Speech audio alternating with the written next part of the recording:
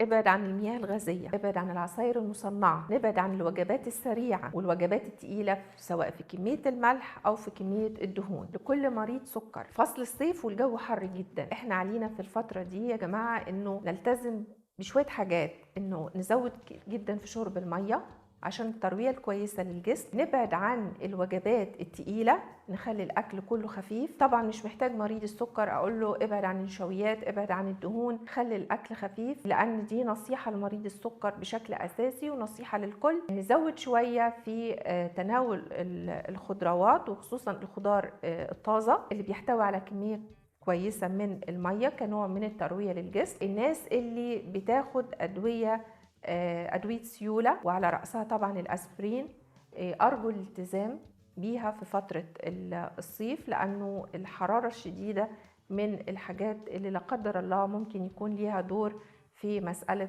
الأزمات القلبية والدماغية والكلام ده. الالتزام بالأدوية طبعا بوجه عام، وده مش بس مطلوب في فصل الصيف، ده مطلوب في فصل الصيف ومطلوب في فصل الشتاء كمان.